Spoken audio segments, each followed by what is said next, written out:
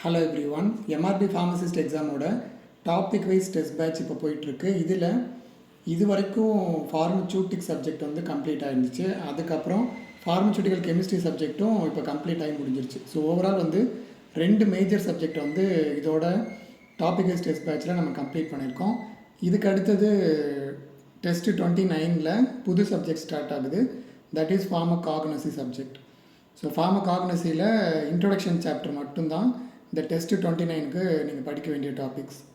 So இந்த இன்ட்ரொடக்ஷனில் என்னென்னலாம் படிக்கணும், எப்படி கொஷின்ஸ் வரும் அப்படிங்கிறத பற்றி ஒரு சில ஐடியாஸ் இப்போ கொடுக்குறேன். ஸோ டெஸ்ட்டு 29க்கு டாபிக் பார்த்திங்கன்னா இன்ட்ரொடக்ஷன். இதில் definition, history, present status and scope of pharmacognosy. So pharmacognosy சப்ஜெக்டோட ஹிஸ்ட்ரி என்ன? இப்போது ஃபார்மகாக்னசின்னா என்னது? நேச்சுரல் பிளான்ட்ஸு, அதுவும் வந்து மெடிசினல் ப்ராப்பர்ட்டி கொண்ட பிளான்ட்ஸை பற்றி படிக்கிறது. அந்த பிளான்ட்ஸ் வந்து அதோட அக்கரன்ஸ் எங்கே கிடைக்கும், அப்புறம் அதில் இருக்கக்கூடிய சீஃப் கான்ஸ்டிடியூயன்ட் என்ன, அதுக்கு என்ன தெரப்பியூட்டிக் ஆக்டிவிட்டி இருக்குது, அண்ட் அதோட ஐடென்டிஃபிகேஷன் டெஸ்ட் என்ன, இந்த மாதிரி ஒரு மெடிசினல் பிளான்ட் இருக்குது அப்படின்னா அதை பற்றின டீட்டெயில்ஸ் எல்லாம் படிக்கிறது தான் ஃபார்மகாக்னசி. ஸோ அதோட ஹிஸ்ட்ரி, ஏன்னா ஃபார்மகாக்னசின்னு ஒரு சப்ஜெக்ட் உருவாகிறதுக்கு முன்னாடி அதுக்கு முன்னாடி ஒரு சில புத்தகங்கள் வந்து இருந்திருக்கலாம்.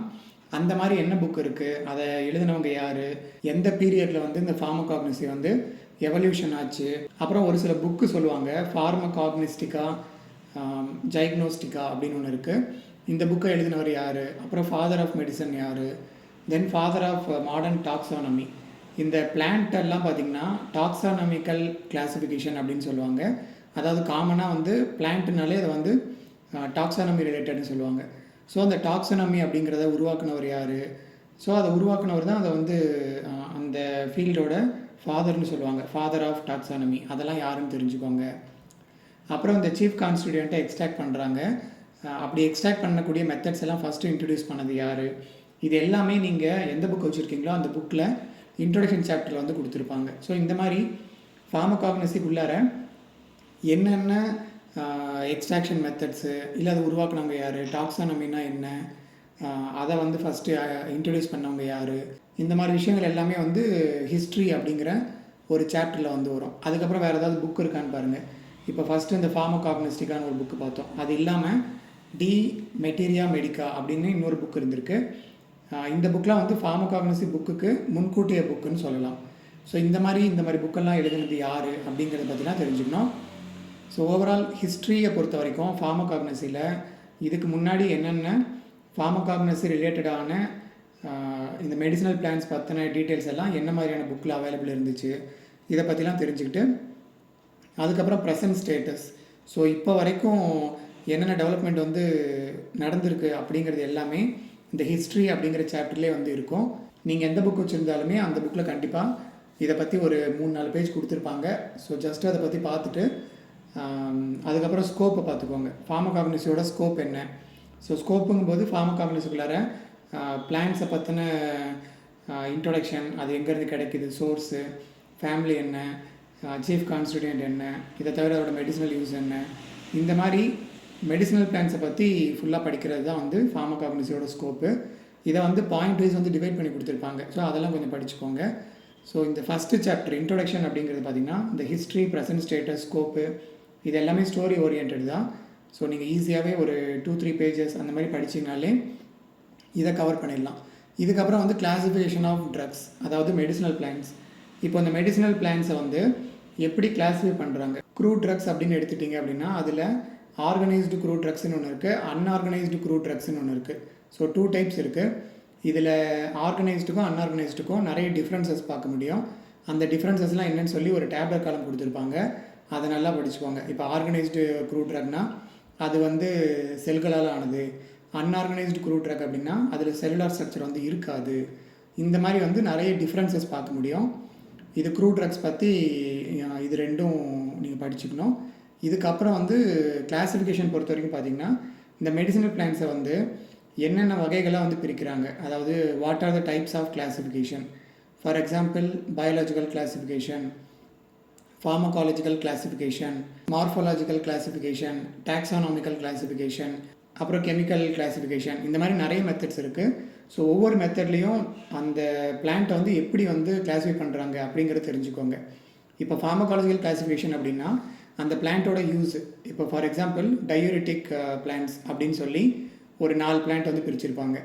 இதே மாதிரி ஆன்டி மலேரியல் பிளான்ட்ஸ் அப்படின்னு சொல்லி ஒரு 2-3 கொடுத்துருப்பாங்க. இந்த மாதிரி டிவைட் பண்ணால் அது ஃபார்மகாலஜிக்கல். இதே அதோட கெமிக்கல் நேச்சர், உள்ளே வந்து அல்கலாய்டு இருக்குது, இல்லை டெர்பினாய்டு இருக்குது, கிளைகோசைடு இருக்குது, டேனின் இருக்குது, அந்த மாதிரி டிவைட் பண்ணி கொடுத்துருந்தாங்க அப்படின்னா அது கெமிக்கல் கிளாசிஃபிகேஷன். இந்த மாதிரி டாக்ஸானமிக்கல் அப்படின்னா அதில் இந்த கிங்டம், ஃபைலம், கிளாஸு, ஆர்டரு, இப்படி அதை வந்து ஒரு 7 வகையாக வந்து வரிசைப்படுத்துவாங்க. அது வந்து டாக்ஸானமிக்கல் கிளாசிஃபிகேஷன் சொல்லுவாங்க. இந்த மாதிரி என்னென்ன டைப்ஸ் ஆஃப் கிளாசிஃபிகேஷன் இருக்குது அப்படிங்கிறத பற்றி பேசிக்காக தெரிஞ்சுக்கணும். அதுக்கப்புறம் பார்த்திங்கன்னா evaluation of crude drugs. So crude ட்ரக்ஸை எவாலுவேட் பண்ணுறதுக்கு என்னென்ன மெத்தட்ஸ்லாம் அவைலபிளாக இருக்குது. ஃபார் எக்ஸாம்பிள் ரொம்ப காமனாக பார்த்திங்கன்னா ஆர்கனோலெப்டிக் எவாலுவேஷன் அப்படின்னு ஒன்று பண்ணுவாங்க.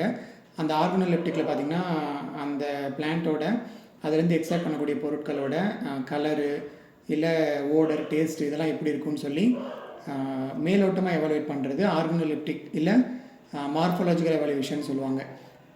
இதை தவிர மைக்ரோஸ்கோப்பிக்கல் எவாலுவேஷன் ஒன்று இருக்குது, கெமிக்கல் எவாலுவேஷன், ஃபிசிக்கல் எவாலுவேஷன், இந்த மாதிரி நிறைய டைப்ஸ் இருக்குது.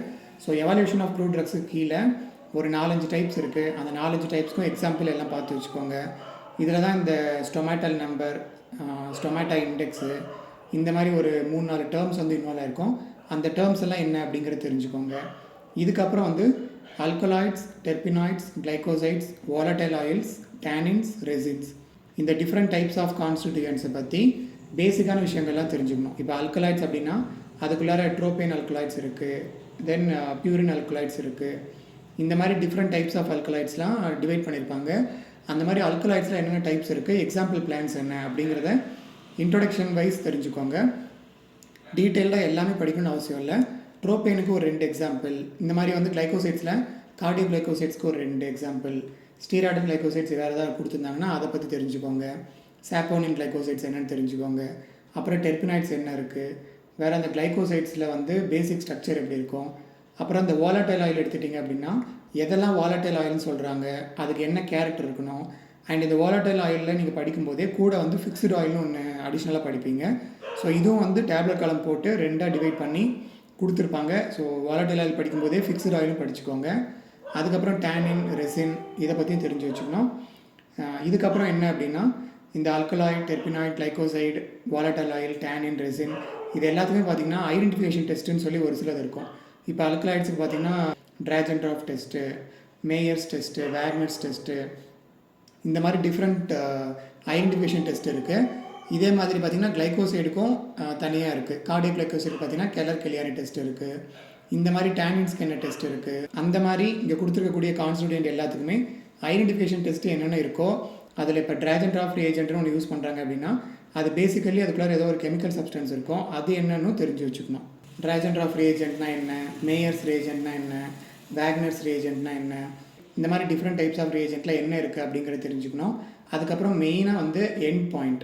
இப்போ போன் ட்ராஜெட் டெஸ்ட்டில் ஃபைனலாக எண்ட் பாயிண்டில் என்ன கலர் கிடைக்கும், இல்லை என்ன கலர் பிரிசிப்டேட் கிடைக்கும், இதே மாதிரி வேறு என்னென்ன டெஸ்ட் இருக்கோ எல்லாத்துலேயுமே எண்ட் பாயிண்ட் என்ன கிடைக்கும் அப்படிங்கிறத ப்ரைமரியாக தெரிஞ்சுக்கணும். அதில் என்ன சால்வெண்ட் இல்லை என்ன சொல்யூஷன் யூஸ் பண்ணுறாங்க அப்படிங்கிறதும் தெரிஞ்சு வச்சுக்கணும். ஸோ இப்படி படிச்சிங்கன்னா போதும் இந்த டெஸ்ட் 29க்கு நீங்கள் தரவாக ப்ரிப்பேர் ஆகிடலாம், நல்ல ஸ்கோரும் பண்ண முடியும். ஸோ ரொம்ப சிம்பிளான ஒரு டாபிக் தான் இது. ஜஸ்ட் 1 or 2 hours வந்து நல்லா தெளிவாக படிச்சிங்கனாலே இதை வந்து கம்ப்ளீட் பண்ணிடலாம். So that's it. வேறு ஏதாவது டவுட்ஸ் இருந்துச்சு அப்படின்னா கமெண்ட்டில் போடுங்க. அண்ட் இன்னும் டெஸ்ட் பேட்சுக்கு ஜாயின் பண்ணாத கேண்டிடேட்ஸ் ஜாயின் பண்ணணும்னு நினச்சிங்கன்னா என்னோடய வாட்ஸ்அப் நம்பரை கான்டாக்ட் பண்ணுங்கள். தேங்க்ஸ் ஃபார் வாட்சிங். I will meet you in the next video. Until then, bye from Vasant Murugesan.